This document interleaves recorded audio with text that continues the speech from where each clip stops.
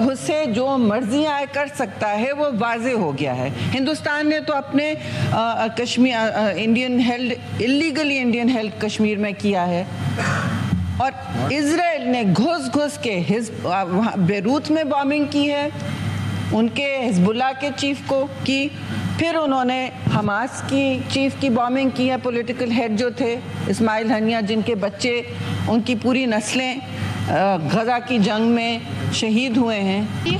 گواہ ہے کہ اس قسم کی دلیری کی توقع اسی طرح کے لیڈروں سے کی جا سکتی تھی, اور تاریخ ہمیشہ دلیر حکمرانوں کو یاد رکھتی ہے. بزدلوں کی جگہ صرف تاریخ کے کوڑا دان میں ہوتی ہے, اس سے آگے کہیں نہیں ہوتی. Continuous oppression, torture, arrest, rapes, genocide and killings of the people of Jammu and Kashmir.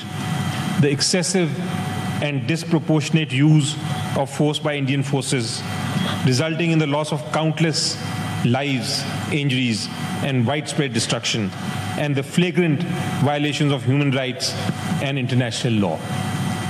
It is almost as if, Mr. Chairman, they are children of lesser God. Nobody cares. Human right violations are taking place right, left and center, and no foreign power is willing to lift an eyelid. اور شری رحمان Saint اجلاس میں اظہار خیال کر رہی ہیں, آپ کو لیے چلتے ہیں. اور جینوسائیڈ یعنی نسل کشی کے زمرے میں ڈالا ہے, تو یہ بہت بڑی بات ہے کہ عالمی ادارے بھی اس طرح بات کر رہے ہیں. اور حال میں 7 اکتوبر سے لے کے آج تک 40,000 سے زیادہ فلسطینی اس میں شہید ہوئے ہیں. جو بربریت کا نظام ہمارے سامنے آ رہا ہے چیئرمین صاحب, اس میں تو میں سمجھتی ہوں کہ ہمیں پہلے بھی اس پر ہماری بات ہوئی تھی, لیکن ہر سیشن میں ہمیں اس پر بات کرنی چاہیے. وہ اس لیے کہ اس طرح کا جو ہم نے مظاہرہ نسل کشی کا شاید پہلے کبھی اپنی زندہ جیتی تاریخ میں تو نہیں دیکھا ہے.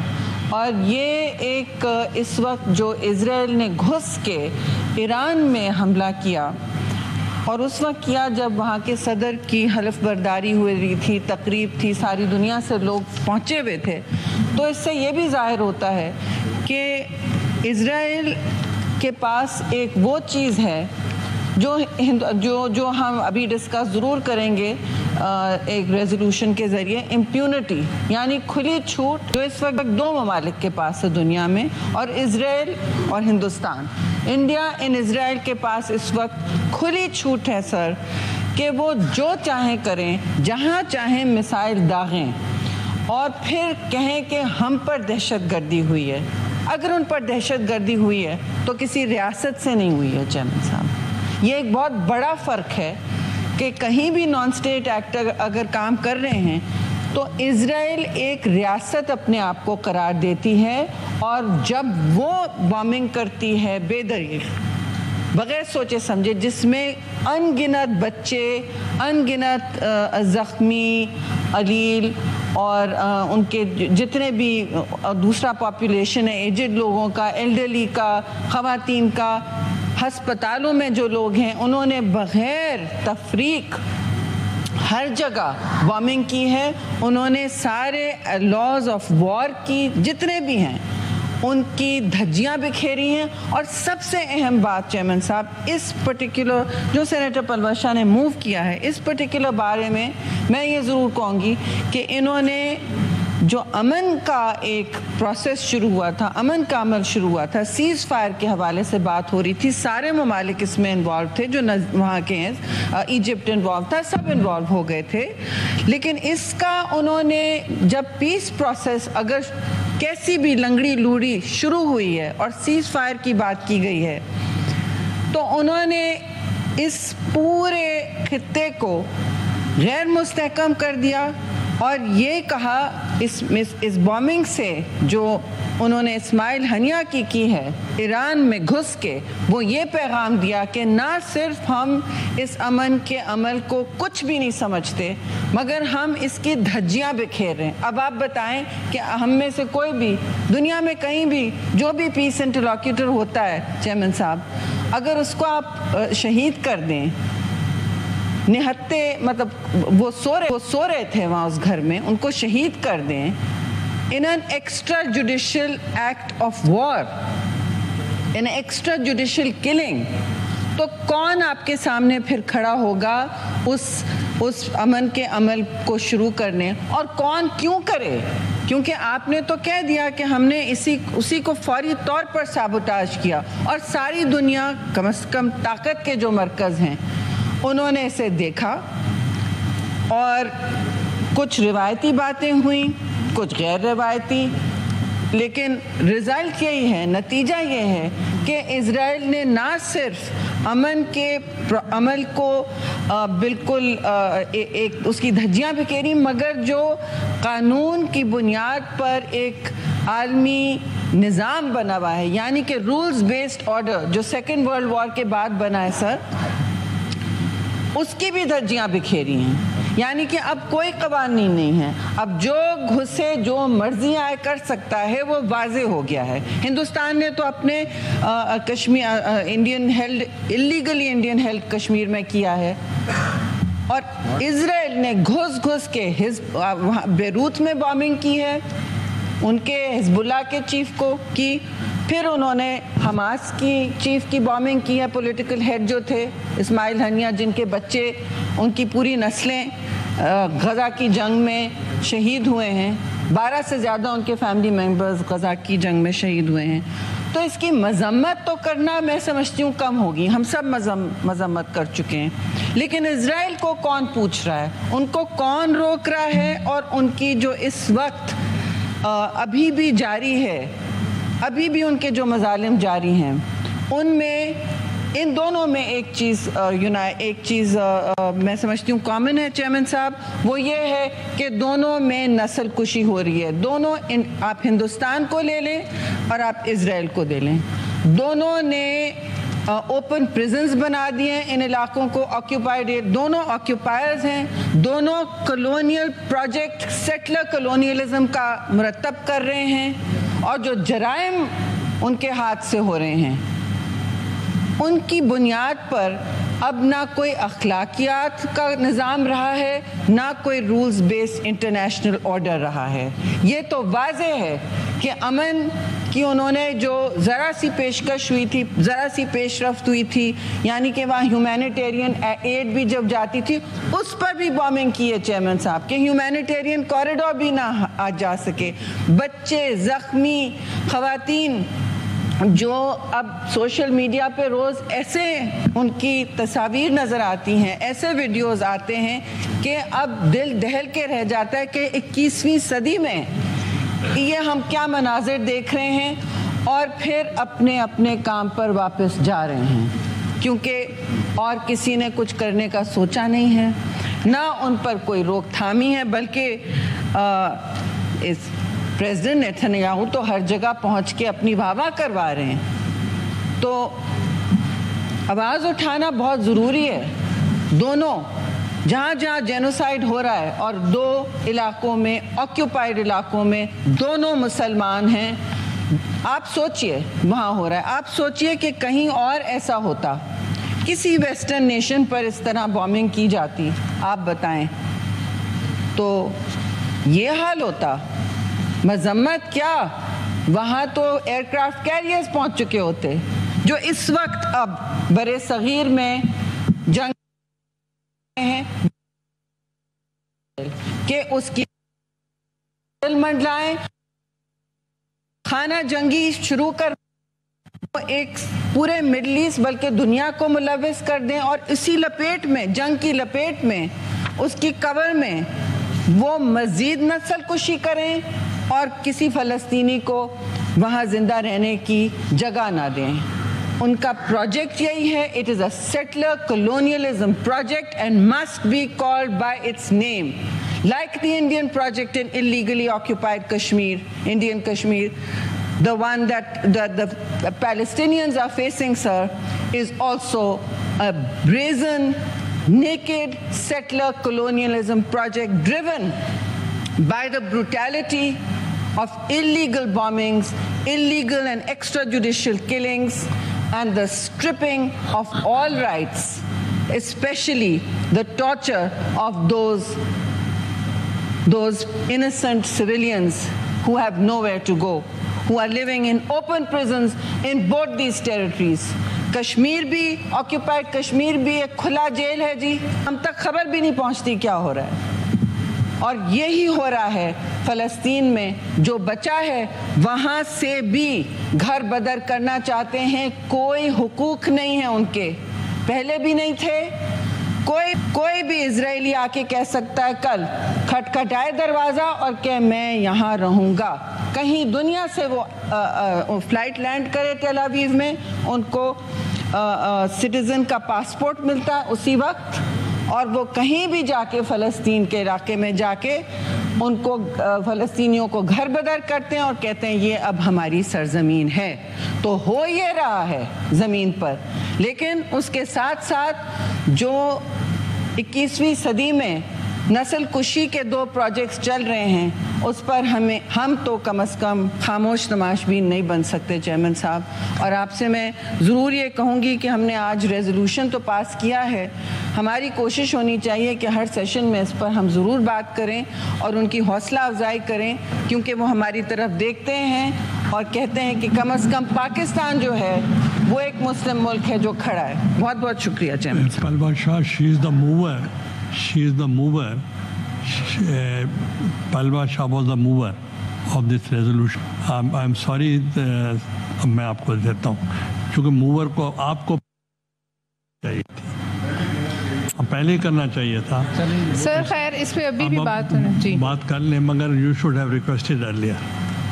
Thank you sir. سب سے پہلے آپ کا شکریہ کہ آپ نے اس کو ایجنڈا پہ جگہ دی. میں بات شروع کروں گی قائد اعظم محمد علی جناح کے ایک کال سے, جنہوں نے کہا تھا کہ Israel is an illegitimate child of the West and we will not recognize Israel. اس کے بعد آپ جناب چیئرمین آ جائیے, ہماری پارٹی پاکستان پیپلز پارٹی اور فلسطین کا کیا رشتہ ہے. پاکستان پیپلز پارٹی اور فلسطین کا رشتہ 6 دہائیوں پر محیط ہے, اور ہمارے شہید ذوالفقار علی بھٹو صاحب وہ پہلے سربراہ کے جنہوں نے PLO کو فلسطین کی جو ان کی نمائندہ تنظیم کو تسلیم کرانے میں سب سے پہلا کردار ان کا تھا. چیئرمین صاحب, بھٹو صاحب نے اسلامی سربراہی کانفرنس جب کال کی 1974 میں, تو انہوں نے تاریخی الفاظ کہے جو میں کوٹ کروں. Let not posterity say that we were presented with a historic opportunity to release ourselves from injustices imposed on us for many centuries, and we proved unequal to it. The states that sponsored the partition of Palestine in 1947 bore a heavy responsibility for redressing the injustices perpetrated on the people of Palestine, the liberation of Jerusalem. اور جو اس وقت ان کے ساتھ لیڈران تھے اس زمانے میں, انہوں نے اس موقع پر اس سے بھی آگے بڑھ کر باتیں کی اور اسرائیل کو للکارا. اور تاریخ گواہ ہے کہ ایک لیڈر جو اس اسلامی سربراہی کانفرنس میں تھا, اس وقت شامل تھا, ان سب کو ایک ایک کر کے راستے سے کیسے ہٹا دیا گیا. جناب چیئرمین, اسی پاداش میں ذوالفقار علی بھٹو شہید نے سولی کو چوما اور ان کو ایک انٹرنیشنل سازش کے تحت راستے سے ہٹا دیا. جناب چیئرمین, پھر آئیے اب 1983 میں جب آپریشن اوپرا کی طرف سے پاکستان کے ایٹمی ہتھیاروں اور کہوٹا پہ بمباری کا ایک ناپاک منصوبہ بنایا گیا. اس منصوبے میں دونوں ایک ساتھ تھے, اور اندرا گاندھی نے جام نگر کے ایئرپورٹ پر اس وقت جنگی جہاز کھڑے کیے ہوئے تھے جو کہوٹا پر بمباری کرنے کے لیے تیار تھے. جناب چیئرمین, اس آپریشن کی اندرا گاندھی نے باقاعدہ اجازت دے دی تھی, مگر اس وقت افواج پاکستان نے ان کو پیغام بھیجا کہ اگر ایسا ہوا تو اس کا جواب سرزمین اسرائیل پر اس سے دگنی جو ہے فورس کے ساتھ دیا جائے گا. اس کے بعد آ جائیے محترمہ بے نظیر بھٹو صاحبہ کی حکومت 1994 میں. محترمہ نے ارادہ کیا کہ وہ غزہ جائیں گی اظہار یکجہتی کے لیے, اور غزہ جانا اس وقت جان جوکھوں کا کام تھا، اور یہ زیک ربین اسرائیل کا پرائم منسٹر تھا، اور محترمہ کو اس نے کہا کہ آپ غزہ میری اجازت کے بغیر داخل نہیں ہو سکتے۔ تو محترمہ بے نظیر بھٹو شہید نے کہا کہ میں فلسطین کی سرزمین پر جانے کے لیے کسی غاصب سے اجازت نہیں لوں۔ جناب چیئرمین، یہ سب تاریخ گواہ ہے کہ اس قسم کی دلیری کی توقع اسی طرح کے لیڈروں سے کی جا سکتی تھی، اور تاریخ ہمیشہ دلیر حکمرانوں کو یاد رکھتی ہے۔ بزدلوں کی جگہ صرف تاریخ کے کوڑا دان میں ہوتی ہے، اس سے آگے کہیں نہیں ہوتی۔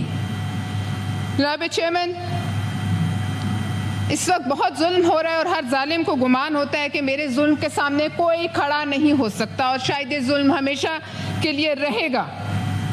اسرائیل کا جو نمائندہ ہے نیتن یاہو، اس کو بھی یہی گمان ہے، مگر پھر اللہ کی ذات نے فرعون کے گھر بھی موسیٰ کو پیدا کیا تھا، اور اس فرعون کے گھر بھی ایک فلسطینی موسیٰ ہی پیدا ہوگا، اور ایک بچہ ہی ہوگا جو اس کو بھی اسی طرح غرقاب کرے گا جیسے اس سے بڑا فرعون غرقاب ہوا تھا۔ لیکن افسوس کی بات ہے جناب چیئرمین کہ وہ عرب حکمران جن کے پڑوس میں ان کے جھرمٹ میں یہ خون کی ہولی کھیلی جا رہی ہے، اور مسجد الاقصیٰ کے بچوں کو اس بے دردی سے شہید کیا جا رہا ہے کہ فلسطین کی سرزمین کا شاید کوئی کونا یا کوئی انچ ہو جو لال نہ ہو، وہ خاموش ہیں۔ اور یہ وہ حکمران ہیں جناب علی جن پر اللہ تعالیٰ کا اتنا انعام و اکرام ہے کہ جہاں یہ قدم رکھتے ہیں اس کے نیچے سے تیل کے جھرنے پھوٹ پڑتے ہیں، تیل کی نہریں بہہ اٹھتی ہیں، اور اس میں ان کا اپنی قابلیت اور کمال کوئی نہیں، یہ صرف اللہ کا کرم ہے اور فضل ربی ہے، مگر پھر بھی وہ خاموش ہیں۔ اسرائیل بیروت پر حملہ کرتا ہے، اسرائیل ایران پر حملہ کرتا ہے، مگر جیسے کہ ابھی شہری رحمان صاحبہ کہہ رہی تھی، اس کا ہاتھ آگے بڑھ کر روکنے والا کوئی نہیں۔ افسوس کی بات ہے کہ اربوں مسلمانوں میں جو سربراہان اسرائیل کے ڈر اور خوف سے خاموش ہیں، کوئی ایسا نہیں جو ایک روٹی یا ایک بوتل پانی وہاں بھجوا سکے۔ جناب چیئرمین، وہ مسلمان سربراہان جو خوف کی وجہ سے خاموش ہیں، وہ یاد رکھیں کہ چراغ سب کے بجھیں گے، ہوا کسی کی نہیں، اور نیتن یاہو کا ہاتھ ان سب کی گردنوں پر بھی جائے گا۔ ہمیں یہ نہیں بھولنا چاہیے جناب چیئرمین، آج کی مناسبت سے، آج یوم استحصال ہے کشمیر کا، کہ اس خطے میں دو جا رہے ہیں، ایک ہی سکے کے دو رخ، ایک ہے نیتن یاہو اور ایک ہے نریندر مودی۔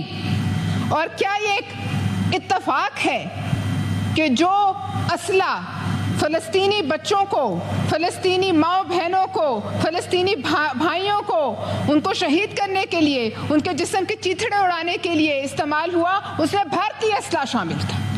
یہ کوئی اتفاق نہیں جناب چیئرمین، یہ پاکستان کو میسج ہے۔ میں سمجھتی ہوں کہ پاکستان اسرائیل کی نظر میں آج تک کھٹکتا ہے، اور پاکستان کا نیوکلیئر پروگرام اسرائیل کو کسی صورت قبول نہیں، اور انہوں نے اس بات کا پچھلے سال نیتن یاہو نے اس پر بیان بھی دیا تھا، جس کے نتیجے میں دفتر خارجہ نے 20 اکتوبر 2023 کو نیتن یاہو کے اس بیان کے بارے میں کہا، اس کا جواب دیا۔ میں سمجھتی ہوں وہ جواب کمزور تھا، اور میں سمجھتی ہوں آج بھی دفتر خارجہ نے جو رسپانس دیا اس کو زیادہ مضبوط ہونا چاہیے تھا۔ جناب چیئرمین، سوچنے کی بات یہ ہے کہ کیا وجہ ہے کہ اسرائیل بھارتی اسلحہ استعمال کرنے کی اجازت دے رہا ہے؟ اسرائیل کے پاس جدید اسلحہ اور بھارتی اپنے اسلحے کی کوئی کمی ہے کہ وہ بھارتی اسلحے کو استعمال کر رہے ہیں؟ یہ ایک گٹھ جوڑ ہے، اور اس گٹھ جوڑ پہ ہماری نظر ہونی چاہیے۔ جیسے کہ کہا گیا، عالمی عدالت انصاف کہتی ہے حملے روکو، لیکن اس کے فیصلے ردے کی ٹوکری میں پھینکے جاتے ہیں۔ UN نامی تنظیم کی کوئی حیثیت نہیں، OIC مردہ ہو چکی، اور اگر ان میں کچھ غیرت ہو تو وہ خود ہی تحلیل ہو جائے۔ ان کا کوئی حیثیت نہیں، ان کے الفاظ کی کوئی حیثیت نہیں، وہ جو مرضی کہتے رہیں، اس کی کوئی حیثیت نہیں، کیونکہ وہ کچھ کر نہیں سکتے۔ کوئی شک نہیں چیئرمین صاحب کہ غزہ آج کا ہواری کوئی طاقتور حضرت امام حسین رضی اللہ تعالیٰ عنہ کے ہاتھ جو ہے مضبوط کرنے آگے نہیں پڑا تھا. آج بھی کسی مسلمان حکمران میں ہمت نہیں. ہم کوشش کرتے ہیں کہ ہم الفاظ سے اس کو برا کہیں, کیونکہ ہم سب تو صرف ممبرز ہیں, سینٹ آف پاکستان ہیں, ہم آواز اٹھاتے رہیں, لیکن چونکہ ہمارے ہاتھ میں اس سے زیادہ کچھ نہیں, اور یہ ایمان کا کمزور ترین درجہ ہے, ہم اسے دل میں برا جانیں. لیکن چند لوگ جو ہم سے بہت زیادہ وسائل رکھتے ہیں, مال و دولت رکھتے ہیں, وہ حکمران تو اس کو زبان سے بھی برا کہنے کو تیار نہیں. جناب چیئرمین اسماعیل ہانیہ ان تاریخی لیڈروں میں شمار ہیں. ایک تو وہ شہید ہیں, وہ مر کر بھی زندہ ہیں, جو نہ صرف خود اپنی قربانی دے گئے بلکہ اپنے بیٹوں, پوتے, پوتیوں, اپنے تمام گھر والوں کی قربانی دینے کے بعد اپنی قربانی دے گئے. اور اسرائیلی سنائپرز جب کسی فلسطینی بچے کے دل کا نشانہ لیتے ہیں جناب چیئرمین صاحب, تو وہ صرف اس بچے کے دل کا نشانہ نہیں لیتے, اور یہ رپورٹس ہیں کہ وہ اسرائیلی سنائپرز فلسطینی بچوں کے دل کا نشانہ لیتے ہیں. یہ امت مسلمہ کے دل کا نشانہ لیتے ہیں. یہ فلسطینیوں کی نسل کشی کرنا چاہتے ہیں. یہ چاہتے ہیں کہ کوئی بچہ نہ بچے, کوئی بچہ نہ بچے جو کل ان کو للکارے. اور یہ وہ واحد جنگ اور مارکا ہے تاریخ میں شاید جس میں ایک طرف مہلک ترین جدید ترین اسلحہ ہے اور دوسری طرف نہتے دودھ پیتے بچے ہیں. ایسا مارکا شاید ہی شرمناک مارکا تاریخ نے کبھی دیکھا ہو.